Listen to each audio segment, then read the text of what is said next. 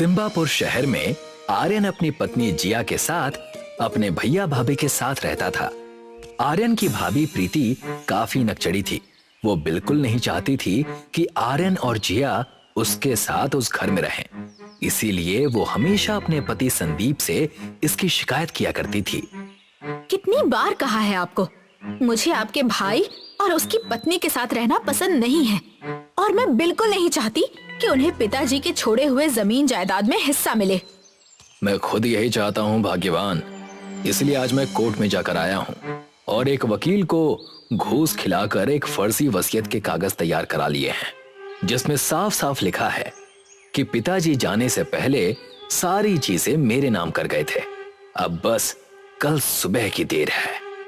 वाह पतिदेव, क्या तरकीब लगाई है आपने। आर्यन और जिया स्वभाव के बहुत अच्छे थे। घर का सारा काम जिया अकेले किया करती थी और आर्यन अपने पिता की बिरयानी की दुकान में काम किया करता था। अगले दिन का सूरज उगता है। संदीप और प्रीति आर्यन और उसकी पत्नी दोनों को घर से निकाल देते हैं। भैया, ये आप नहीं कर सकते। दीदी, हमसे क्या गलती हो गई? आप हमें घर से निकाल देंगी तो हम कहाँ जाएंगे? कहीं पर भी जाओ, बस मेरे घर पर वापस मत आना।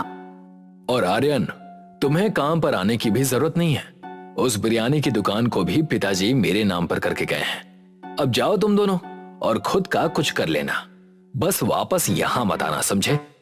रहने की ही बात है तो थोड़े दिन किसी रेलवे स्टेशन पर सो जाना। गरीब लोग वहीं पर तो सोते हैं। आर्यन अपनी पत्नी को लेकर सिम्बापुर रेलवे स्टेशन चला जाता है और खाने के लिए कुछ चीजें लेता है। वो पूरा दिन उसी रेलवे स्टेशन पर बिताते हैं। ना सिर पर छत, ना बदन पर चादर। जैसे जैसे दिन बीत रहा था, खाना भी कम हो रहा था। हम खाएंगे क्या? खाने के लिए कुछ नहीं बचा है। तुम चिंता मत करो, यहीं ठहरो, मैं कुछ करता हूँ। आर्यन थोड़ी दूर जाकर लोगों से खाने की भीख मांगने लगता है। खाना, खाना, किसी के पास कुछ खाना है तो खाना दे दो। मेरी पत्नी भूखी है, खाना दे दो, कोई तो कुछ दे दो।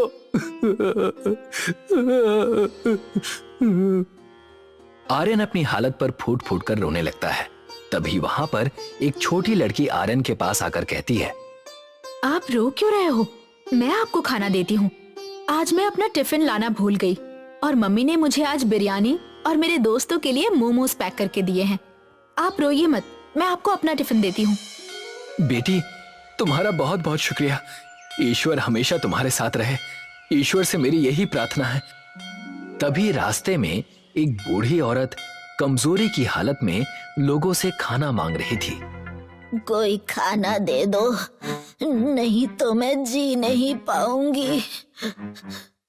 आर्यन उसे देखकर रुक जाता है और बूढ़ी औरत से कहता है, जी माँ जी, मैं थोड़ा सा खाना आपको देता हूँ। मैं अपने हिस्से का खाना आपको दे देता हूँ। मुझे बस इतना खाना चाहिए था जिससे मेरी पत्नी का पेट भर जाए। तुम नेक इंसान हो। तलाशा हर जगह तुम्हें उसी तरीके से जैसे कोई समुद्र में मोती ढूंढता हो। हर बार पत्थर हाथ में आते हैं, मगर आज इस समंदर में मुझे मोती मिल गया। वो बूढ़ी औरत अचानक से परी में बदल जाती है। जिस बच्ची ने तुम्हें ये टिफिन दिया था वो मैं ही थी बेटा। भूखमरी की हालत में भी तुमने मुझे खाना दिया। अब से तुम कभी भूखे नहीं सोओगे। धीरे धीरे सब जो तुमने खोया है उसका दुगना तुम्हारे पास आ जाएगा। मेहनत करो और खूब तरक्की करो आर्यन। परी जादू से वहां स्टेशन पर एक दुकान खड़ी कर देती है जिस पर मोमोज बिरयानी लिखा होता है। कल से तुम यही बेचोगे। इस दुकान पर तुम काम करोगे। जो कोई तुम्हारे हाथ की बिरयानी खाएगा वो इसका दीवाना हो जाएगा। ये कहकर परी वहां से चली जाती है। आर्यन जिया को जाकर खाना देता है और उसे सारी बात बताता है। अच्छे लोगों के साथ बुरा होता है, सबने कहा और सुना है, मगर आज जो हमारे साथ हुआ है वो प्रमाण है कि ये वाक्य गलत है। अगले दिन आर्यन और जिया दोनों दुकान में जाते हैं जहां पर पहले से ही मोमोज बिरयानी बनाने की सामग्री वहां 2 पेटियों में रखी हुई थी और साथ ही वहां एक पर्ची भी थी जिसमें मोमोज बिरयानी बनाने का तरीका लिखा हुआ था। यहाँ तो पहले से ही सामग्री रखी हुई है। हम इस बिरयानी को सबके लिए बेचेंगे। इसे गरीब भी खरीद सकता है और अमीर भी। इस बिरयानी को हम 5 रुपए में बेचेंगे। सही कहा आपने। आर्यन और जिया मोमोज बिरयानी बना लेते हैं और उस मोमोज बिरयानी को रेलवे स्टेशन पर 5 रुपयों में बेचना शुरू कर देते हैं। थोड़ी देर बाद वहां कई सारे लोग उनकी बनाई हुई मोमोज बिरयानी खाने आ जाते हैं। बेटा, शुक्रिया, तुमने हम गरीबों को अपने ध्यान में रखकर ये अनोखी मोमोज बिरयानी 5 रुपए में बेचना शुरू किया। हमने भी दिन सहे हैं, हमें पता है कि कैसा लगता है। आप निश्चिंत रहिए और ये बताइए कि आपको और बिरयानी चाहिए क्या, क्योंकि उसके लिए और पैसे देने की जरूरत नहीं है। धीरे धीरे आर्यन और जिया की मोमोज बिरयानी पूरे शहर में प्रसिद्ध हो गई। सब लोग उसकी दुकान पर 5 रुपए की मोमोज बिरयानी खाने आने लगे। कई शहरों के धनवान भी उसके पास 5 रुपए वाली मोमोज बिरयानी खाने आते और उसे कई सारे पैसे देकर जाते। ये खबर हवा की तरह संदीप और प्रीति तक भी पहुंच जाती है। ये मैं क्या सुन रही हूँ पतिदेव? आर्यन और जिया फिर से अमीर बनते जा रहे हैं। उन्हें कई सारे शहर के धनवान लोग उस बिरयानी को खाकर ज्यादा पैसे भी दे रहे हैं उन्हें। जानता हूँ, मुझे भी समझ में नहीं आ रहा है। सब तो हमने उससे छीन लिया था, तब उसके पास ये दुकान खोलने के पैसे कैसे आए और इतने पैसे कैसे आए कि वो बिरयानी को 5 रुपयों में बेच रहा है। हम दोनों को जाकर देखना पड़ेगा भाग्यवान। मगर वो हमसे बात भी करेगा क्या? वो सब मुझ पर छोड़ दो। मैं अपने भाई को जानता हूँ, उसका दिल बहुत कोमल है। वो मुझसे गुस्सा नहीं रह सकता है। संदीप और प्रीति दोनों आर्यन और जिया से मिलने उनकी दुकान पर पहुंच जाते हैं। मेरे भाई आर्यन, मुझे माफ कर देना, मुझसे गलती हो गई थी। जिया, मुझे भी माफ कर दो। हमने तुम लोगों के साथ बहुत बुरा किया। अरे दीदी, कोई बात नहीं। बुरा तो हमारे साथ हुआ, मगर हम टूटे नहीं और आप हमारे पास आ गईं, तो मैं अभी कह सकती हूँ कि परिवार हमसे झूठे नहीं। संदीप भैया, हमने आप दोनों को माफ किया। मैं आप दोनों को मोमोज बिरयानी खिलाता हूँ। आर्यन दोनों को मोमोज बिरयानी खिलाता है।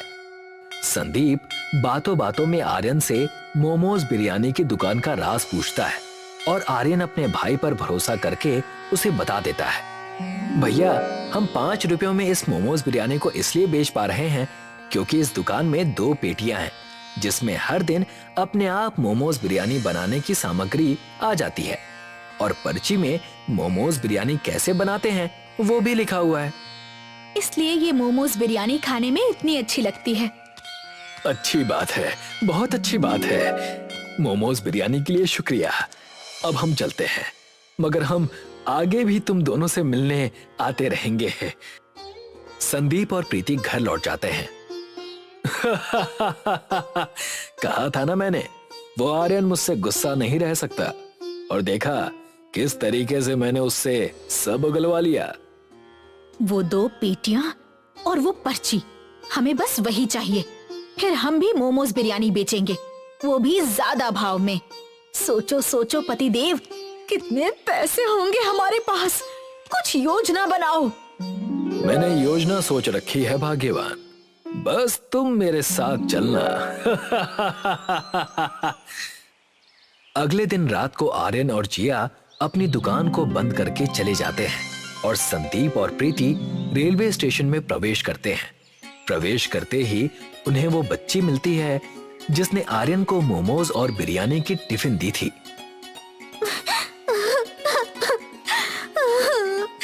मैं रास्ता खो चुकी हूँ। अंकल जी, मेरी मदद कीजिए, मुझे घर छोड़ दीजिए।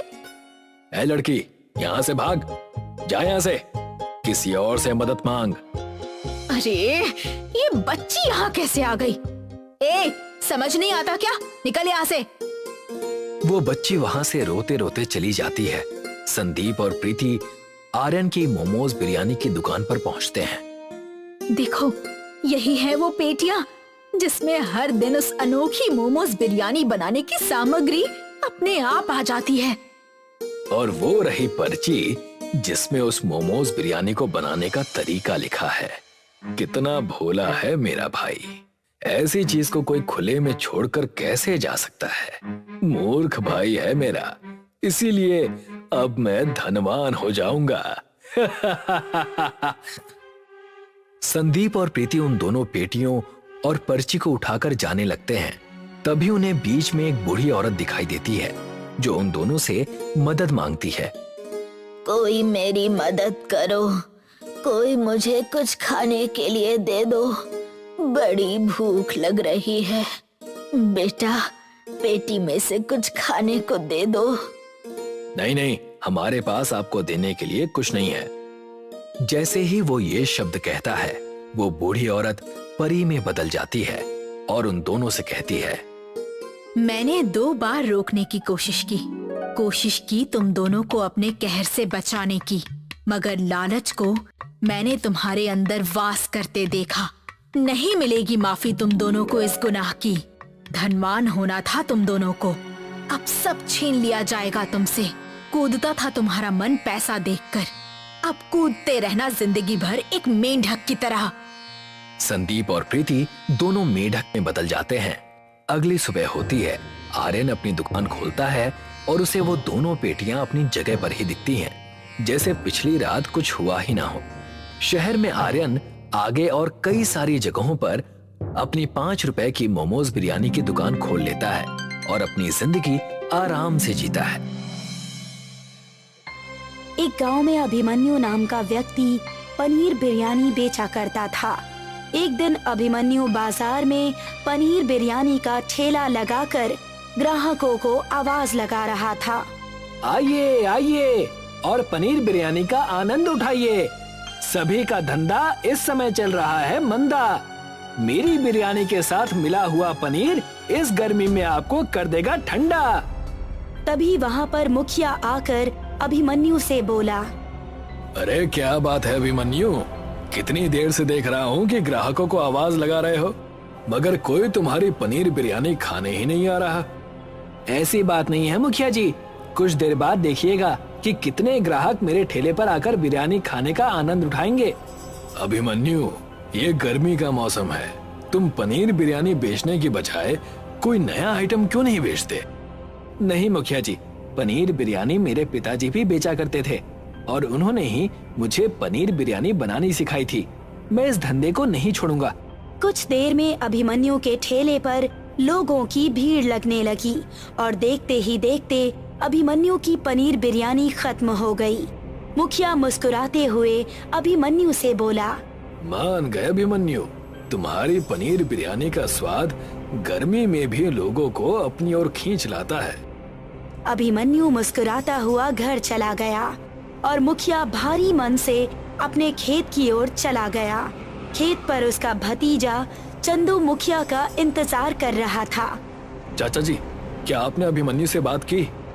हाँ, मैंने अपने तरीके से उससे कहा कि वो पनीर बिरयानी की जगह कोई और आइटम क्यों नहीं बेचता, मगर उसने मना कर दिया। चाचा जी, अभिमन्यु की पनीर बिरयानी इतनी प्रसिद्ध है कि अगर मैं उसके सामने कोई दूसरा आइटम का ठेला लगाकर बेचूंगा तो वो नहीं बिकेगा। मेरे रोजगार का क्या होगा? चिंता मत करो चंदू, मैं कल कोई उपाय सोचकर तुम्हें बताता हूँ। इधर अभिमन्यु की पत्नी बिंदिया अभिमन्यु से बोली, कल तुम्हारे पीठ पीछे मुखिया जी घर पर आए थे, बोल रहे थे कि गर्मी का सीजन चल रहा है, तुम अपने पति से कुछ और बेचने के लिए क्यों नहीं कहती? ये मुखिया जी भी ना मेरे पीछे हाथ धोकर पड़ गए हैं। अरे भाई, जब मेरी पनीर बिरयानी सारे गांव में प्रसिद्ध है तो फिर मैं दूसरा आइटम क्यों बेचूं? सही बात है, आपकी पनीर बिरयानी तो भीषण गर्मी में भी लोग खाना पसंद करते हैं जी।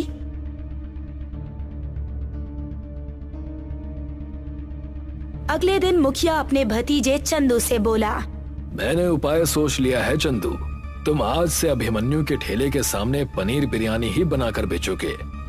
चाचा जी, आपको लगता है कि मेरी बनाई हुई पनीर बिरयानी ग्राहक खरीदेंगे?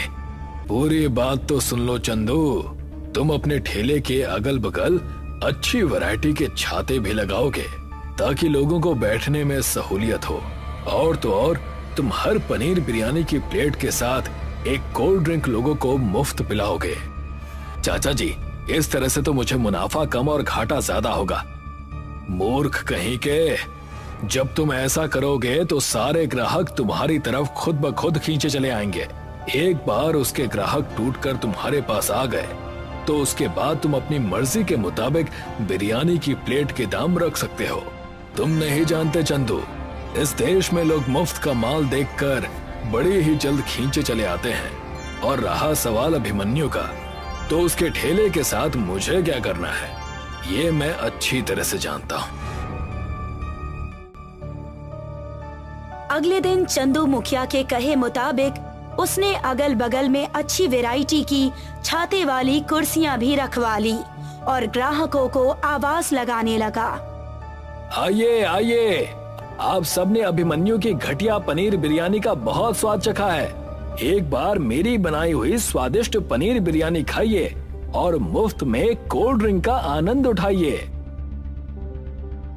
एक ग्राहक चंदू से बोला, अरे भैया, क्या तुम वास्तव में एक प्लेट पनीर बिरयानी के साथ एक कोल्ड ड्रिंक मुफ्त दोगे?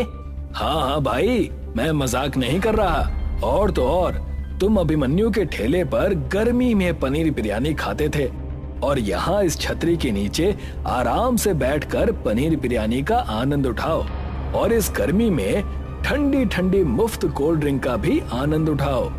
अरे वाह भैया, फिर तो मजा आ जाएगा। कुछ ही दिनों में अभिमन्यु के सारे ग्राहक टूटकर चंदू के ठेले के पास पनीर बिरयानी का आनंद उठाने लगे। अभिमन्यु की आमदनी खत्म हो गई। अगर मुखिया का भतीजा एक कोल्ड ड्रिंक मुफ्त में दे रहा है तो आप भी क्यों नहीं कोल्ड ड्रिंक मुफ्त में देते हैं जी? ये कैसी बातें कर रही हो बिंदिया? एक तो मैं लोगों को वैसे भी बहुत सस्ते में पनीर बिरयानी बेचा करता था। अगर मैं कोल्ड ड्रिंक मुफ्त में दे दूंगा तो इस तरह से तो मुझे अपना घर भी बिकता हुआ नजर आ रहा है। अब मुझे समझ में आ रहा है कि मुखिया जी बार बार मुझे ये धंधा छोड़ने के लिए क्यों कहते थे। आज मैं मुखिया जी से बात करके ही रहूंगा। शाम के समय अभिमन्यु मुखिया के घर पर चला गया। अभिमन्यु को देखकर मुखिया बुरा मुंह बनाता हुआ बोला, क्या बात है अभिमन्यु, यहाँ क्यों आए हो? देखिए मुखिया जी, मुझे नहीं पता कि आपकी मुझसे क्या दुश्मनी है, लेकिन आपका भतीजा मेरे साथ सही नहीं कर रहा।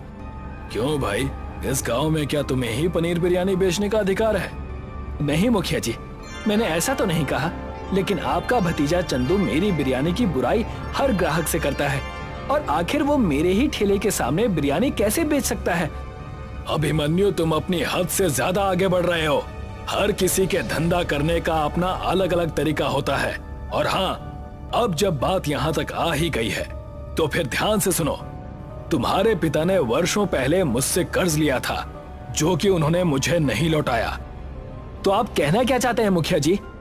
तो तुम उनके बेटे हो, इसीलिए तुम्हारा फर्ज बनता है कि तुम अपने पिता का कर्ज चुकता करो। मेरी आर्थिक स्थिति इस वक्त खराब है मुखिया जी, वो भी आपके भतीजे की वजह से। कोई बात नहीं, तुम्हारा ठेला किस काम आएगा? कल तक अपने ठेले को यहाँ खड़ा कर जाना, नहीं तो मैं तुम्हारे ठेले को तुम्हारे घर से ही उठवा लूंगा। अभिमन्यु मुंह लटकाकर वहां से चला गया।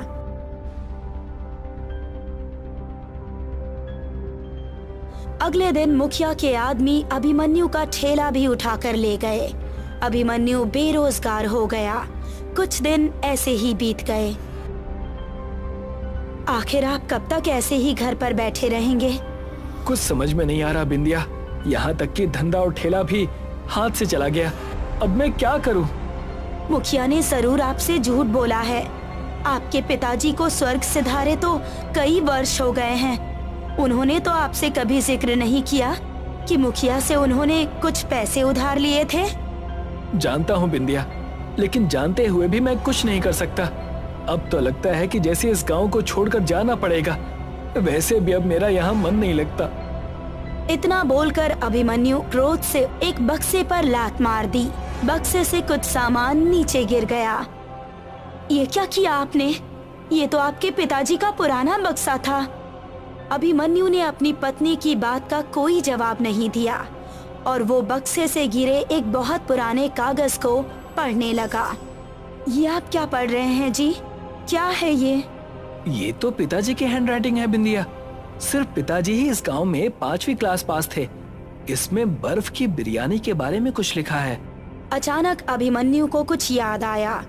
मुझे याद आ रहा है, पिताजी बर्फ की बिरयानी के बारे में माँ से बात तो किया करते थे कि वो एक दिन बर्फ की बिरयानी बनाकर बेचेंगे। लगता है ये वही है। अगर ऐसी बात है तो फिर आप बर्फ की बिरयानी क्यों नहीं बेचते?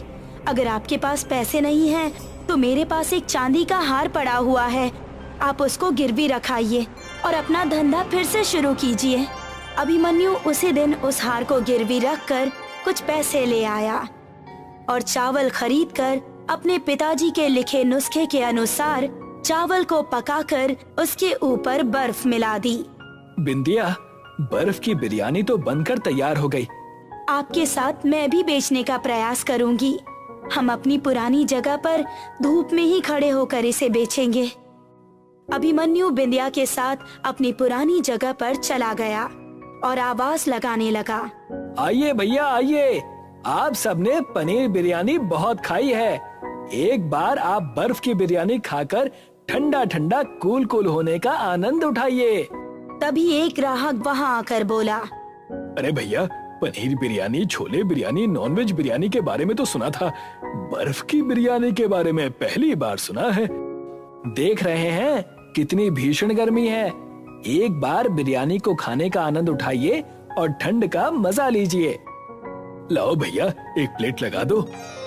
अभिमन्यु ने एक प्लेट में बर्फ की बिरयानी उस ग्राहक को दे दी। बिरयानी खाते ही वो ग्राहक बोला, अरे भैया, बर्फ की बिरयानी को खाकर तो मुझे ऐसा लग रहा है जैसे कि दिसंबर की सर्दी आ गई हो। उस ग्राहक की बात सुनकर सभी ग्राहक अभिमन्यु के बर्फ की बिरयानी पर दौड़ पड़े। कुछ ही दिनों में अभिमन्यु की बिरयानी अपने गांव में और आसपास के सभी गांव में प्रसिद्ध हो गई। अभिमन्यु की बर्फ की बिरयानी जो भी खाता, उसे भीषण गर्मी में भी गर्मी नहीं लगती। एक दिन अभिमन्यु की पत्नी अभिमन्यु से बोली, आपके पिताजी की बर्फ की बिरयानी का नुस्खा अगर हमें नहीं मिलता तो हम तो सड़क पर आ गए थे। तुम सही कह रही हो, पिता पिता ही होता है। इस संसार से जाने के बाद भी उन्होंने हमारी सहायता की। मैं चाहती हूँ कि इस भीषण गर्मी में बेचारे बहुत से गरीब लोग गर्मी की वजह से परेशान हैं, जिनके घर पर ना कूलर है और ना ही पंखा, आप उन्हें ये बर्फ की बिरयानी मुफ्त में खिलाइए। अभिमन्यु को अपनी पत्नी का सुझाव पसंद आया और अभिमन्यु उस दिन से गरीब लोगों को बर्फ की बिरयानी मुफ्त में खिलाने लगा। अब गांव में जिसे भी गर्मी लगती, वो अभिमन्यु के पास आ जाता और अभिमन्यु ने गांव में एक दुकान खरीद ली। अब वो गांव में ही दुकान पर बर्फ की बिरयानी बेचा करता। ये देखकर चंदू मुखिया से बोला, चाचा जी, हमारी सारी योजना पर पानी फिर गया। सही कहते हो तुम। पता नहीं इस चंदू के पास बर्फ की बिरयानी बनाने का नुस्खा कैसे आ गया। उसकी बर्फ की बिरयानी खाने के बाद किसी को गर्मी ही नहीं लगती। अब तो दूर दूर से लोग आकर उसकी बिरयानी खाने लगे हैं, और वो भी सिर्फ इसी वजह से खाते हैं ताकि वो अपने शरीर की गर्मी भगा सके। तो फिर कुछ कीजिए चाचा जी। जब दुश्मन ताकतवर हो जाए तो फिर उससे दुश्मनी नहीं बल्कि समझौता करना चाहिए। चलो मेरे साथ।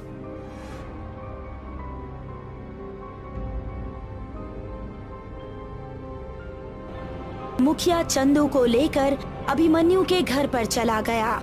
मुखिया और चंदू को देखकर अभिमन्यु चौंकता हुआ बोला, मुखिया जी, आज आपको इस गरीब की याद कैसे आ गई? अभिमन्यु, तुम्हारी बर्फ की बिरयानी दूर दूर तक प्रसिद्ध हो चुकी है। अब तो लोग हमारे गांव का नाम भी बर्फ की बिरयानी के नाम से जानने लगे हैं। लेकिन मैं तुमसे समझौता करने आया हूँ। मेरा और आपका तो कभी कोई झगड़ा ही नहीं था मुखिया जी, तो फिर समझौता किस बात का? तुम एक नंबर के मूर्ख हो अभिमन्यु। तुम्हारे हाथ में बर्फ की बिरयानी का नुस्खा है। तुम चाहो तो इससे लाखों रुपए कमा सकते हो, लेकिन तुम पैसे कमाने की बजाय गरीब भिखारी को मुफ्त में बर्फ की बिरयानी खिला रहे हो। मुझे लगा था कि शायद आपको अपनी गलती का एहसास हो गया है, इसीलिए आप यहाँ आए हैं। पर मैं गलत था मुखिया जी, पैसा ही सब कुछ नहीं होता। गरीब की मदद करने से हमारे मन को जो शांति मिलती है ना, वो किसी भी पैसों से नहीं खरीदी जा सकती। आप यहाँ से जा सकते हैं। मुखिया और चंदू मुंह लटकाकर वहाँ से चले गए। अभिमन्यु आज भी बर्फ की बिरयानी बनाता है और उन्हें बेचता है।